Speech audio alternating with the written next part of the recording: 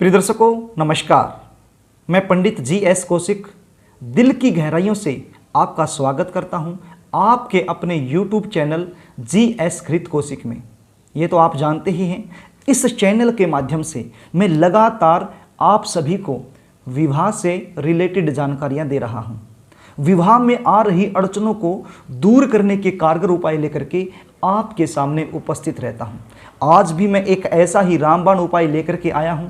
यदि आपके विवाह में विलंब हो रहा है, अड़चनें आ रही हैं, तो यदि ये उपाय आप कर देते हैं तो जल्द से जल्द इन समस्याओं से आपको छुटकारा मिलेगा और विवाह का योग बनेगा। प्रिय दर्शकों, ये उपाय कोई भी कर सकता है, बच्चे खुद भी कर सकते हैं और बच्चों के माता पिता भी कर सकते हैं। लेकिन आजकल बच्चों के पास समय नहीं होता है, वो अपनी जॉब में या फिर अपनी एजुकेशन में इतने व्यस्त रहते हैं, उनके पास समय ही नहीं होता है शादी के बारे में सोचने के लिए। और जिन बच्चों के पास समय होता है वो इन चीज़ों में विश्वास नहीं रखते हैं, वो उपाय नहीं करते हैं। यदि माता पिता फोर्स करते हैं उपाय करने के लिए तो उपाय कर देते हैं, लेकिन वो मन से नहीं करते हैं, श्रद्धा और विश्वास से नहीं करते हैं, फिर उनको रिजल्ट नहीं मिल पाता है। माता पिता को बड़ी चिंता होती है अपने बच्चों के भविष्य को लेकर के, विशेषकर अपने बच्चों की शादी को लेकर के, और सबसे ज़्यादा चिंता होती है माँ को। माँ को तो इतनी चिंता होती है, यदि बच्चे की समय पर शादी नहीं होती है तो भूख और प्यास लगना भी बंद हो जाती है। दिन रात वो चिंता में रहना शुरू हो जाती है, उसको नींद भी नहीं आती है, क्योंकि हर माँ बाप यही चाहता है कि बच्चों की शादी समय पर हो जाए। उनके सिर पर जो बोझ है, जो भार है, जो फर्ज है, वो उतर जाए। प्रिय दर्शकों, जब बच्चे कामयाब होते हैं तो सबसे ज़्यादा खुशी माता पिता को होती है। बच्चों के लिए माता पिता से बढ़कर कोई भी शुभ चिंतक नहीं हो सकता है। तो प्रिय दर्शकों, इस चैनल के माध्यम से मैं जितने भी उपाय लेकर के आता हूँ, उनमें से लगभग 60 से 70% उपाय ऐसे होते हैं जिन्हें माता कर सकती है और अपने बच्चों की शादी में जो विलंब चल रहा है उसको दूर कर सकती हैं। मैं दिन भर जन्म कुंडलियों का विश्लेषण करता हूं। अब जितने भी लोग मुझसे जन्म कुंडली का विश्लेषण करवाने के लिए आते हैं, उनमें से लगभग 60% माताएं ही होती हैं और उनका एक ही प्रश्न होता है कि सर, हमारे बच्चों की शादी में लगातार विलंब चल रहा है, कोई ना कोई अड़चनें आ रही हैं। हमारे बच्चे दिखने में सुंदर हैं, जॉब भी करते हैं, अच्छा खासा पैकेज भी है उनका, या फिर व्यवसाय करते हैं, लेकिन शादी नहीं हो रही है। उम्र लगातार बीत रही है, 25 साल के हो जाते हैं, 28 साल के हो जाते हैं, 30 साल के हो जाते हैं, 35 साल के भी हो जाते हैं, और कुछ बच्चे तो ऐसे हैं जो 38 और 40 साल के भी हो जाते हैं, लेकिन शादी नहीं होती है।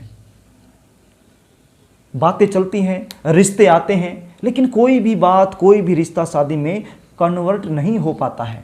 और यदि रिश्ता पक्का हो भी जाता है तो एंड में जाकर के बात बिगड़ जाती है, रिश्ता टूट जाता है। कभी हमारी तरफ से ना हो जाती है, कभी सामने से ना हो जाती है, या फिर देखने के लिए आएंगे, देख करके चले जाएंगे, किसी भी प्रकार का पॉजिटिव रिप्लाई हमें मिल नहीं पाता है, या फिर हमें अपने मन मुताबिक कोई अच्छा रिश्ता नहीं मिल पाता है, या फिर रिश्ते आना बंद ही हो गए हैं। क्योंकि जब उम्र अधिक हो जाती है तो रिश्ते आना भी बंद हो जाते हैं। तो प्रिय दर्शकों, यदि आप भी इन सारी समस्याओं से परेशान हैं और दिन रात आप चिंता में रहते हैं, तो इस वीडियो में आप अंत तक बने रहें। आज मैं आपको एक ऐसा उपाय बताने वाला हूं, यदि ये उपाय आप कर दोगे तो इन सारी समस्याओं से आपको छुटकारा मिल जाएगा। ये उपाय आप श्रावण मास में कीजिए। शंकर भगवान के निमित्त ये उपाय है, ये तो आप जानते ही हैं।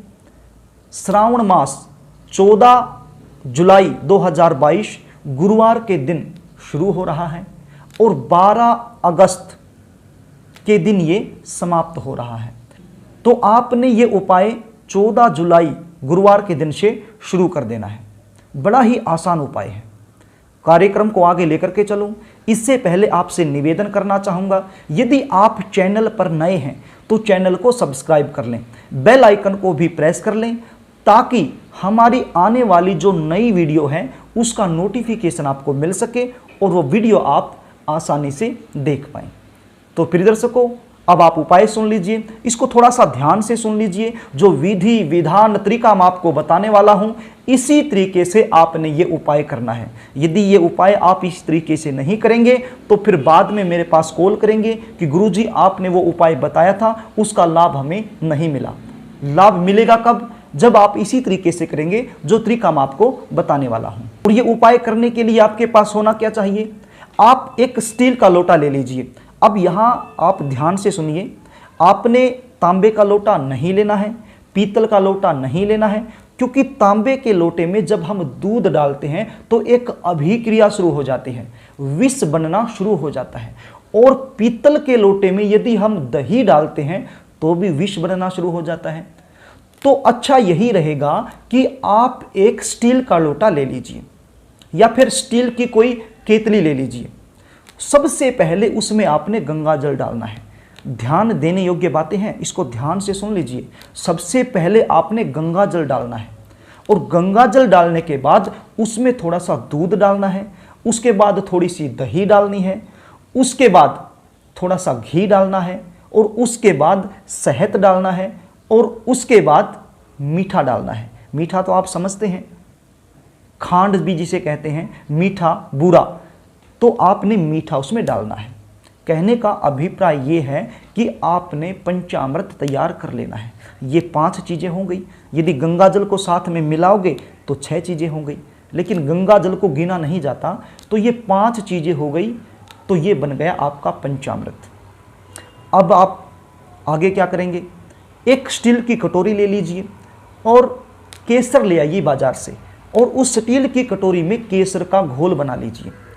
थोड़ा सा घोल पतला होना चाहिए और उस केसर के घोल में आपने रखना क्या है? 5 बेल पत्र आप उस केसर के घोल में रख लीजिए। अब घोल इतना पतला होना चाहिए कि वो केसर के पत्ते उस घोल में डूब जाएं, भीग जाएं। ये हो गया आपके पास।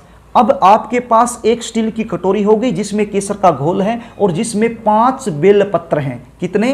5 बेल पत्र हैं। और कैसे बेल पत्र? बिल्कुल साफ सुथरे, कटे फटे नहीं हैं, बिल्कुल साफ सुथरे बेल पत्र हैं। और दूसरा आपके पास एक स्टील का लोटा हो गया या स्टील की केतली हो गई जिसके अंदर पंचामृत है। ये चीज़ें लेकर के सुबह के समय आप शिव मंदिर में चले जाइए।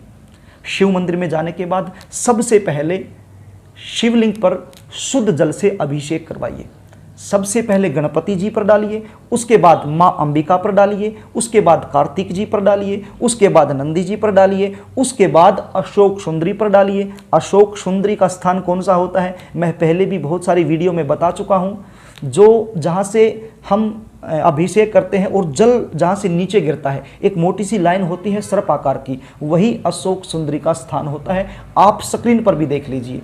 तो यहाँ पर डालिए और सबसे अंत में शंकर भगवान पर डालिए और मन ही मन ओम नमः शिवाय, ओम नमः शिवाय, ओम नमः शिवाय इस मंत्र का जाप करते रहिए।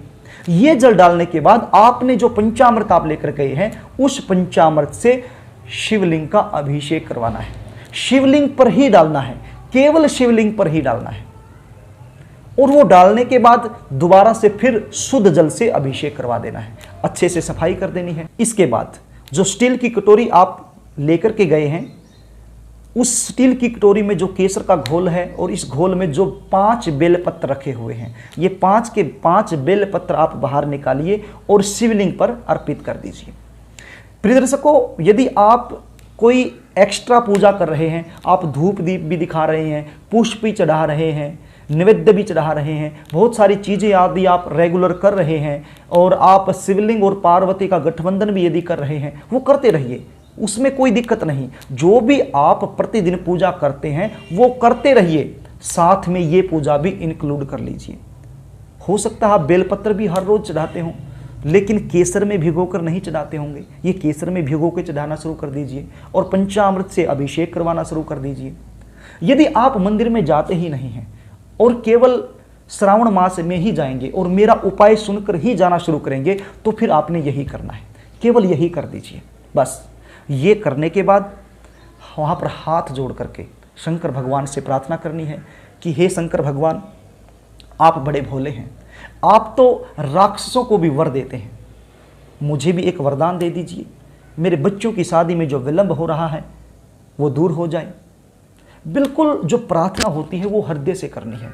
मैं प्रत्येक वीडियो में कहता हूं, उपाय सफल कब होता है? जब बहुत ही ज़्यादा श्रद्धा और विश्वास से हम करते हैं, भाव से करते हैं। भगवान भाव के भूखे हैं और भाव से ही हमें प्रार्थना करनी है, बिल्कुल हृदय से प्रार्थना करनी है। यदि आप हृदय से प्रार्थना करते हैं और अपनी मनोकामना सिद्धि हेतु भगवान से वर मांगते हैं, तो अवश्य ही शंकर भगवान आपकी मनोकामना को पूर्ण करेंगे। ये आपके लिए सुनहरा मौका है।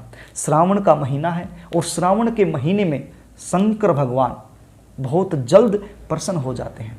शंकर भगवान तो वैसे भी जल्दी प्रसन्न हो जाते हैं क्योंकि बड़े भोले भाले भगवान हैं, लेकिन श्रावण के महीने में तो बहुत ही जल्द प्रसन्न हो जाते हैं। तो ये उपाय आप प्रत्येक दिन कीजिए। यदि आप किसी कारणवश प्रत्येक दिन नहीं कर पाते हैं तो चिंता करने की आवश्यकता नहीं है।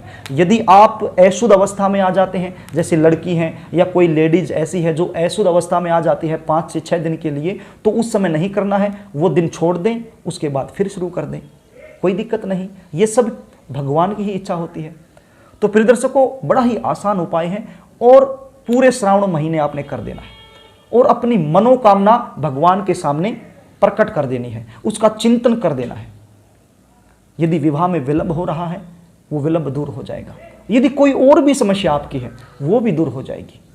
तो प्रिय दर्शकों, बड़ा ही आसान उपाय है और बड़े ही आसान तरीके से मैंने आपको बताने की, समझाने की कोशिश भी की है और आशा भी करता हूं कि आपको समझ में आ गया होगा। मेरी एक ही कोशिश रहती है कि आपको जो उपाय मैं बता रहा हूं वो आसानी से समझ में आ जाए, ताकि वो उपाय जब आप करें तो उसका जो रिजल्ट है वो 100% आपको मिल जाए। मेरा एक ही मकसद है, जितने भी लड़के और लड़कियां हैं जो विवाह के योग्य हैं, सभी की शादी हो जाए, सभी का घर बस जाए। यदि लड़का है तो उसको अच्छी पत्नी मिल जाए और लड़की है तो उसको एक अच्छा पति मिल जाए, क्योंकि ऐसा होने से माता पिता बड़े प्रसन्न होते हैं। जब बच्चों की शादी हो जाती है, जब माता पिता अपनी बेटी के हाथ पीले करते हैं तो माता पिता बड़े खुश होते हैं, बड़ा पुण्य मिलता है उनको। उनके सिर पर जो भार होता है, जो कर्ज होता है, जो बोझ होता है, वो उतर जाता है। तो प्रिय दर्शकों, ये उपाय आप जरूर कीजिए, आपके बच्चों की शादी जरूर होगी। मैं भी भगवान से प्रार्थना करता हूं कि ये उपाय करने से शंकर भगवान की ऐसी कृपा बरसे कि आपके बच्चों की शादी हो जाए। यदि आप अपनी बच्चों की जन्म कुंडली मुझसे दिखलाना चाहते हैं, उनका विश्लेषण करवाना चाहते हैं, वास्तव में जन्म कुंडली में ऐसी कौन सी कंडीशन बन गई है जिसकी वजह से विवाह लगातार डिले चल रहा है, कोई भी रिश्ता शादी में कन्वर्ट नहीं हो पा रहा है, या फिर किसी भी प्रकार की कोई और समस्या है, व्यवसाय से संबंधित समस्या हो सकती है, नौकरी से संबंधित समस्या हो सकती है, स्वास्थ्य से संबंधित समस्या हो सकती है, किसी भी प्रकार की समस्या से यदि आप जूझ रहे हैं और उसका निदान चाहते हैं, तो फिर आप अपनी date of birth, birth time, birth place, ये तीनों चीजें मेरे पास व्हाट्सएप कर सकते हैं और अपने जन्म कुंडली का सटीक विश्लेषण मुझसे करवा सकते हैं। मैं पूरी कोशिश करूंगा आपकी जन्म कुंडली के आधार पर जो भी सटीक उपाय बनते हैं वो बताने की। तो प्रिय दर्शकों, यदि कार्यक्रम अच्छा लगे तो वीडियो को लाइक करना, शेयर करना एवं कमेंट भी करना, लेकिन सब्सक्राइब जरूर करना। आज के लिए बस इतना ही, कल फिर मिलेंगे, तब तक के लिए नमस्कार।